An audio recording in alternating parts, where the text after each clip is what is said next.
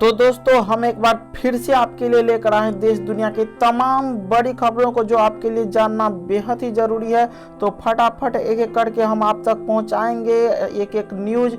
तो इस न्यूज को आप अंत तक जरूर देखिए ताकि कोई भी खबर आपसे छूटने ना पाए। तो आइए सबसे पहले शुरुआत करते हैं हेडलाइन से। कोरोना के खिलाफ लड़ाई में अगले 2.5 महीने क्यों अहम है, जानिए हर्षवर्धन का जवाब। दोस्तों आपको बता दें, केंद्रीय स्वास्थ्य मंत्री हर्षवर्धन ने शुक्रवार को कहा कि सर्दियों और त्योहारों का मौसम रहने के चलते अगले 2.5 महीने कोरोना वायरस के खिलाफ लड़ाई में काफी महत्वपूर्ण होने जा रहा है। वर्धन ने कहा है कि भारत में कोविड-19 के 3 टीकों को विकसित करने का कार्य प्रगति पर है। उनमें से एक क्लिनिकल परीक्षण के तीसरे चरण में है, जबकि 2 अन्य दूसरे चरण के परीक्षण में है। विज्ञान एवं प्रौद्योगिकी मंत्री हर्षवर्धन ने उम्मीद जताई है कि भारत जल्द ही कोरोना वायरस के टीके पर घरेलू स्तर पर उत्पादन शुरू कर देगा। उन्होंने कहा कि अगले 2.5 महीने कोरोना वायरस के खिलाफ लड़ाई में हमारे लिए काफी महत्वपूर्ण होने जा रहे हैं, क्योंकि सर्दियों और त्योहारों का मौसम रहेगा। यह हर नागरिक की जिम्मेदारी है कि वह एहतियात में कमी ना करे और संक्रमण के प्रसार को रोकने के लिए कोविड-19 से जुड़े दिशा निर्देशों का उपयुक्त रूप से पालन करे। अब OTP के बिना नहीं होगी LPG सिलेंडर की होम डिलीवरी। आइए जानते हैं पूरी बात। 1 नवंबर से आपको अपने घर पर गैस सिलेंडर मंगाने के लिए OTP की जरूरत पड़ेगी। रिपोर्ट्स के मुताबिक तेल कंपनियों गैस की चोरी रोकने और सही उपभोक्ताओं की पहचान के लिए नई व्यवस्था लागू करने जा रही है। इसे डिलीवरी ऑथेंटिकेशन कोड नाम दिया गया है। कुछ हाइलाइट्स की बात करें दोस्तों, तो 1 नवंबर से आपको अपने घर पर गैस सिलेंडर मंगाने के लिए OTP की जरूरत पड़ेगी। चोरी रोकने और सही उपभोक्ताओं की पहचान के लिए नई व्यवस्था लागू करने जा रही है। इसे डिलीवरी ऑथेंटिकेशन कोड नाम दिया गया है।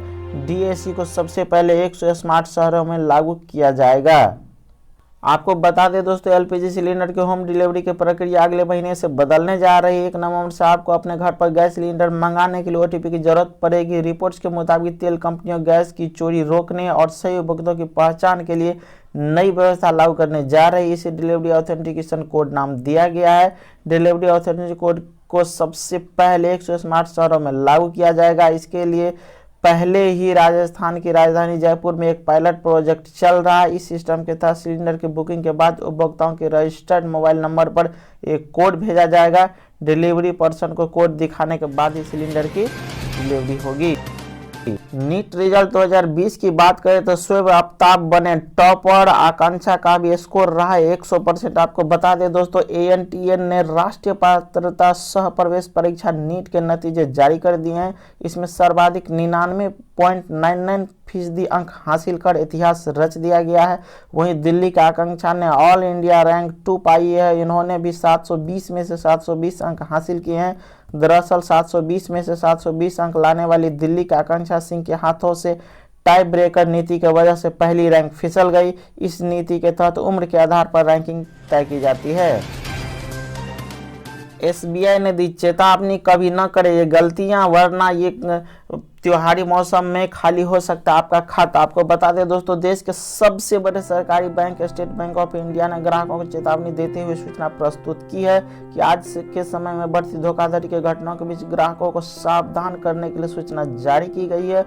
फ्रॉड केवल ऑनलाइन ट्रांजैक्शन से ही नहीं अपितु ATM के द्वारा भी हो रहे हैं। SBI ने अपने ग्राहकों को अकाउंट सुरक्षित रखने के लिए सलाह दी है। SBI ने चेतावनी देते हुए कहा कि त्योहार के चलते ग्राहक ऐसी कोई भी गलती बिल्कुल ना करे जिससे उनका बैंक अकाउंट खाली हो सकता है। स्टेट बैंक ऑफ इंडिया ने ग्राहकों को सुरक्षित बैंकिंग के लिए निर्देश दिए हैं, अतः उन दिशा निर्देशों का पालन करने का भी कहा है जिससे गलतियों की चांस कम हो, जैसे OTP pin, CVV, UPI pin कभी भी ना करें share. State bank of India के अनुसार कभी भी किसी से अपना OTP pin number, debit card या क्रेडिट कार्ड का CVV नंबर किसी से भी साझा न करें। बहुत बार ऐसा देखने को मिला है कि धोखाधड़ी इसी कारण से होती है। फोन कॉल पर बैंक का नाम बताकर आपके कार्ड को बंद करने की चेतावनी देते हैं और पासवर्ड बदलने के लिए आपसे OTP कार्ड या पीछे वाला CVV नंबर ले लेते हैं। बैंक अकाउंट की जानकारी फोन में कभी भी ना रखें, इससे धोखाधड़ी के चांसेस और भी बढ़ जाते हैं।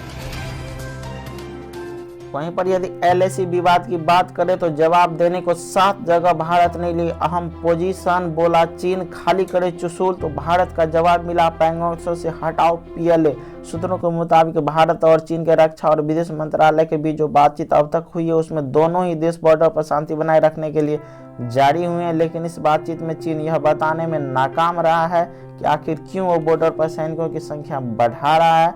भारत चीन सीमा पर दोनों मुल्कों के बीच जारी तनातनी के बीच चीन लगातार भारत पर दबाव बना रहा था कि वो चुशूल को खाली करे। भारत ने चीन को सख्त लहजे में कह दिया है कि चीन पैंगोंग त्सो से PLA को हटा ले। सूत्रों के मुताबिक भारत इस बात पर अड़ा हुआ है कि पैंगोंग त्सो झील के नॉर्थ से चीन अपनी सेना को हटाए। भारत का यहाँ पर चीन सैनिक उन इलाकों को पार कर अंदर घुस गए हैं जिसे भारत लाइन ऑफ कंट्रोल माना है। चीन को उसी की शैली में जवाब देने के लिए भारत ने भी 7 जगहों पर अपना पोजीशन बना लिया है। अगली खबर की बात करें तो टिकट कैंसिलेशन के बाद रिफंड के लिए नहीं चलेगी ट्रैवल एजेंट की मनमानी, सरकार ने दी चेतावनी। आपको बता दें दोस्तों, सरकार ने ट्रैवल एजेंट को टिकट कैंसिलेशन के बाद रिफंड जारी करने को लेकर के चेतावनी दी है। एयरलाइन से रिफंड मिलने के बाद इसे जल्द से जल्द यात्रियों को ट्रांसफर करना होगा। आपको बता दें दोस्तों, केंद्र सरकार ने शुक्रवार को ट्रैवल एजेंट को चेतावनी देते हुए कहा कि यात्रियों को टिकट कैंसिलेशन के बाद रिफंड देने में कोई देरी न करे। सरकार इन ट्रैवल एजेंट से साफ तौर पर कहा है कि एयरलाइंस की तरफ से रिफंड मिलने के बाद इसे तुरंत ग्राहकों को उपलब्ध करवाएं। ट्रैवल एजेंट को यह भी निर्देश दिया गया है कि ग्राहकों को भविष्य में इस्तेमाल किए जाने के लिए कोई ट्रैवल वाउचर न दे। सरकार की इस चेतावनी के बाद अगर कोई एजेंट गड़बड़ी करता है तो नागर विमानन महानिदेशालय उनके खिलाफ सख्त कार्रवाई करेगा। सुप्रीम कोर्ट ने बीते 1 अक्टूबर 2020 को एक मामले की सुनवाई के दौरान फ्लाइट कैंसिलेशन के बाद जल्द से जल्द रिफंड जारी करने का आदेश दिया था। भारत ने उड़ीसा के बालासोर तट से किया पृथ्वी 2 बैलिस्टिक मिसाइल का सफलतापूर्वक परीक्षण। आपको बता दें दोस्तों, भारत ने उड़ीसा के एक परीक्षण केंद्र से सेना के प्रायोगिक परीक्षण के तहत परमाणु हथियार ले जाने में सक्षम एवं स्वदेश में विकसित पृथ्वी 2 मिसाइल का सफलपूर्वक रात्रिकालीन परीक्षण किया।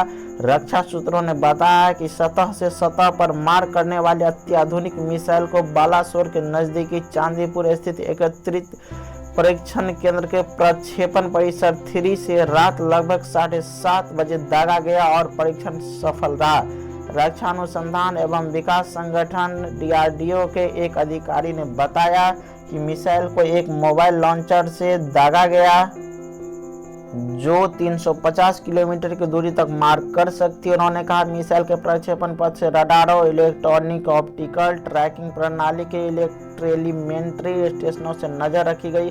रक्षा सूत्रों ने बताया कि इस परीक्षण के लिए उत्पादन भंडार से मिसाइल को औचक ढंग से चुना गया और समूची प्रक्षेपण गतिविधि से सेनाओं की रणनीति बल कमान ने अंजाम दिया। प्रशिक्षण अभ्यास के तहत इस पर DRDO के वैज्ञानिकों ने नजर रखी। तो दोस्तों, आज के न्यूज बुलेटिन को यहीं पर समाप्त करते हैं। आप चैनल को सब्सक्राइब करके बेल आइकन जरूर दबा लें।